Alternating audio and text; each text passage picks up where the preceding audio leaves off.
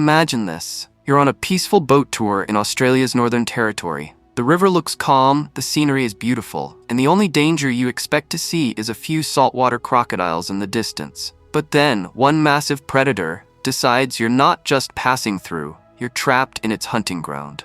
Hey everyone, welcome back to Real Screen, where we dive into survival stories and unforgettable movies. Today we're heading into Rogue, 2007, a tense thriller where a group of tourists must fight to survive against one of the deadliest crocodiles ever seen. Will they escape the beast or end up as its next meal? Let's break it down, and if you're new here, don't forget to subscribe and hit the bell so you never miss a recap. The film begins with breathtaking scenes from Kakadu National Park, located in Australia's Northern Territory. Soon after, we are shown a large buffalo drinking water by the river. However, a massive crocodile emerges from the water and drags the buffalo in. Following this, we are introduced to the main character, Pete, as he gets off a bus and walks forward. Pete is a writer for an American travel magazine and has come to the Australia's Northern Territory to write an article about spending a vacation there. He eventually stops by a nearby shop to get a cup of coffee. While waiting for his coffee, he notices photos displayed on the shop's walls. Most of the photos depict incidents where crocodiles attacked people in the area. During this time, Pete receives a call from his friend Phil, who asks how the trip is going. Pete replies that everything is fine, except for losing his bag at the airport, which had his laptop. As they're talking, the call abruptly gets disconnected due to poor signal. Shortly after, Pete's coffee is ready. Before leaving the shop, Pete remarks on how fascinating the photos are. Pete then joins a group of tourists on a boat for a river tour to observe crocodiles and explore the area. His goal is to gather experiences and insights for his article about what tourists encounter in this region. Among the group are Simon, a photographer, an Australian family comprising Alan, Sherry, and Elizabeth, an American couple, Mary and Everett, Gwen and Russell, and the group's tour guide, Kate Ryan, along with her dog, Kevin. Kate is the daughter of the head of the tour company. As everyone gets settled on the boat and prepares for the journey, Kevin approaches Pete and licks him. Pete, who isn't fond of animals, moves to another spot on the boat to avoid the dog. As the group continues their journey along the river, Kate informs them that they'll soon reach a spot where they can see plenty of crocodiles. Meanwhile, Pete takes brief notes for his article, and Simon, the photographer, captures pictures of various locations and animals. Along the way, they come across another tourist boat stopped near the riverbank, feeding a crocodile. The group watches in awe as the crocodile devours a piece of meat, with some even snapping photos. They marvel at its size, and Gwen asks if it could come onto their boat. Kate reassures her, saying there's no danger as long as no one gets into the water. As they continue further downstream, the group spots more crocodiles. Kate explains that these are saltwater crocodiles, the most dangerous members of the crocodile family, and have been honing their hunting skills for over 200 million years. Simon curiously asks if they ever attack humans, to which Kate responds that, while rare, there have been cases of attacks on tourists. She quickly adds that they're safe inside the boat. During the journey, they come across other wildlife as well. Pete moves to the back of the boat because when Gwen, sitting near him, starts petting Kevin, Kate's dog. Pete goes to nearby Kate and they strike up a conversation. She asks where he's from, and Pete replies that he's from Chicago and writes for a travel magazine. While they're traveling further downstream, another boat approaches them. It belongs to Neil and Colin, two wildlife officers who stop to chat with Kate and the group. After their brief conversation, both boats head their separate ways. Eventually, Kate and her group begin their return journey to town. As they're heading back, Everett spots a distress flare in the sky and alerts the others. The entire group notices it, and Kate asks if they should head toward the location to check if someone needs help. The group agrees, and they set off to investigate the source of the flare. As the group continues their journey, Pete notices that Kate seems uneasy. Concerned, he asks if something is wrong. Kate hesitates before admitting that she wasn't keen on coming this way because this area is known to be extremely dangerous. Pete reassures her, saying that if someone is in trouble, they need to help. Meanwhile, Simon, who has been taking photos along the riverbanks, spots a large carving of a crocodile on a rock. As they press on, they don't find anyone who seems to have sent the distress flare. Just as they decide to turn the boat back toward town, Kate spots a capsized boat nearby. She steers their boat closer to investigate, when suddenly, something from underwater attacks their boat.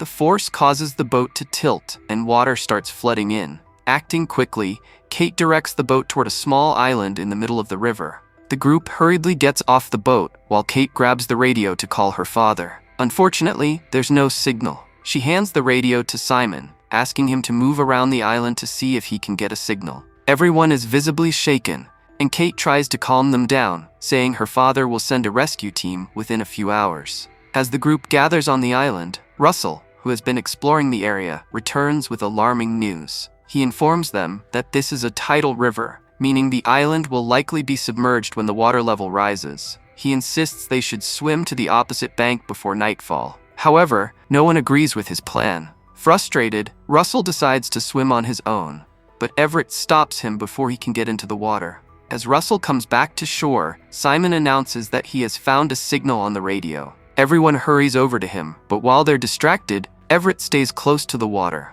Suddenly, a crocodile bursts out from the river, grabs Everett, and drags him underwater. Mary screams in terror, while the others stand frozen in shock, unable to process what just happened. Night falls, and to make matters worse, the river's water level starts rising steadily. Pete checks his phone for a signal, but there's none. Determined to find a way to get help, Kate and Pete head back to the boat to search for the distress flares. However, they realize the flares have drifted away with the rising water, leaving them even more desperate for a solution.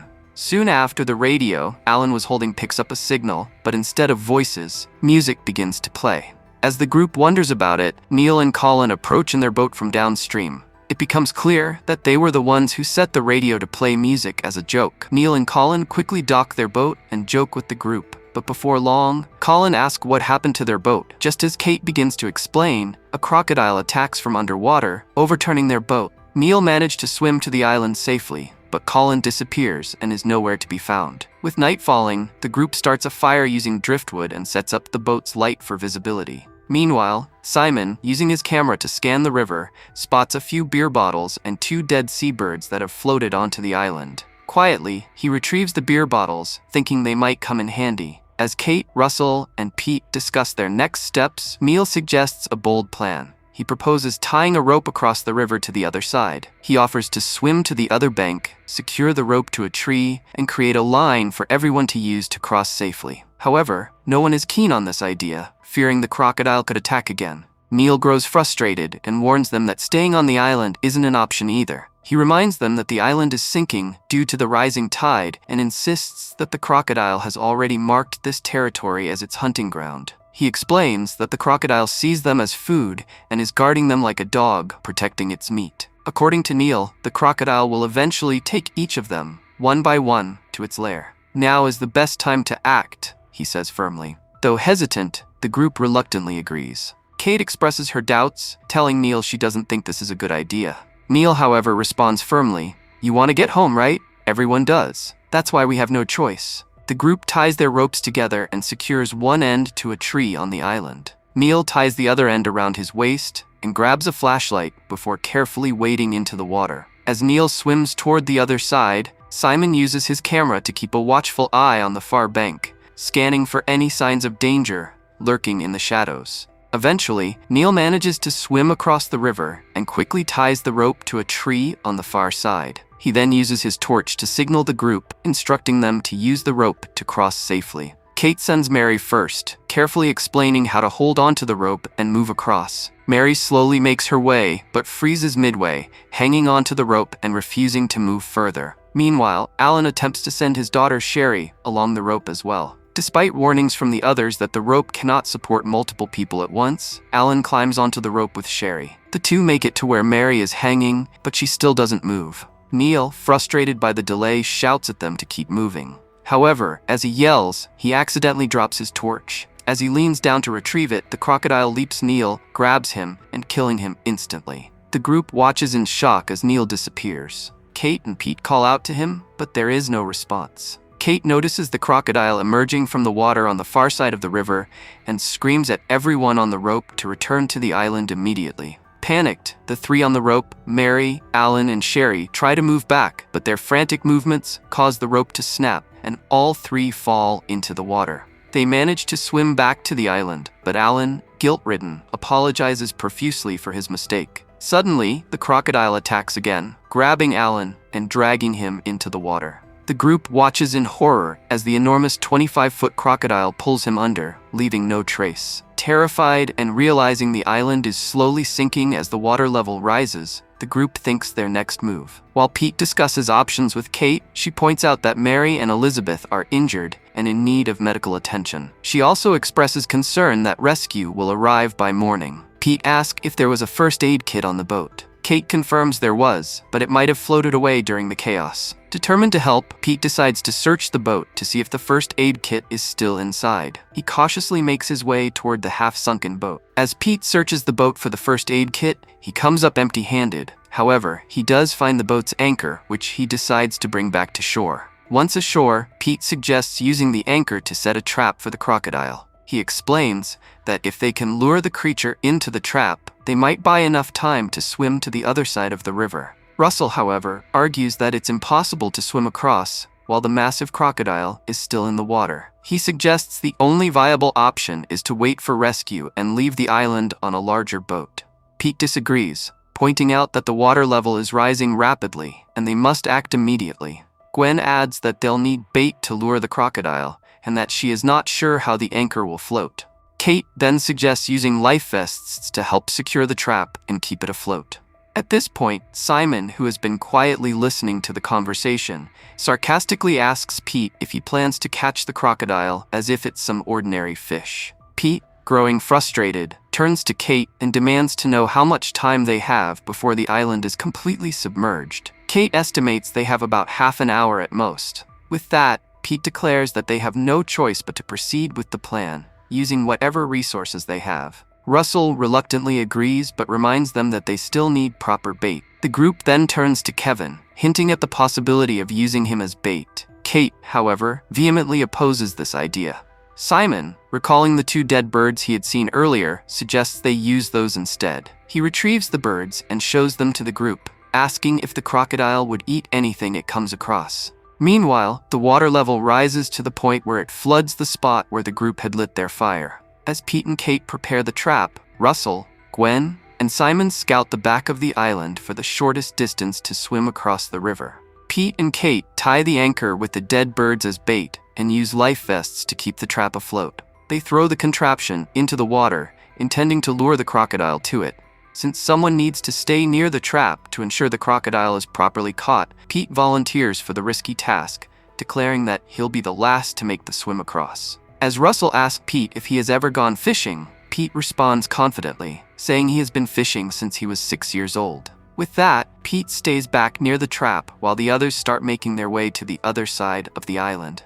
Meanwhile, Russell approaches Elizabeth and hands her a life vest. Elizabeth refuses, saying she cannot swim and doesn't want to put anyone's life at risk trying to save her. But Russell insists, telling her that if she doesn't take the vest, she'll be putting his life in danger because he's not going to leave her behind to die. Back at the trap, Pete is holding onto the anchor, waiting for the crocodile to take the bait. However, when it doesn't seem to appear, Kate and Kevin join him. Then Kate comes and says that crocodiles like the smells of dogs, so you should keep him here. But Pete promises Kate that he will take care of Kevin because she says to promise me that you will take care of Kevin. Finally, the massive crocodile takes the bait, thrashing violently in the trap. Kate rushes to the others and shouts for them to swim to the other side as quickly as possible. Everyone except Pete, Kate, and Kevin begin swimming across the river. The crocodile, struggling against the trap, thrashes even more violently, causing the ropes to strain. Pete pulls on the rope to keep the trap in place, while Russell follows through on his promise, helping Elizabeth swim across the river.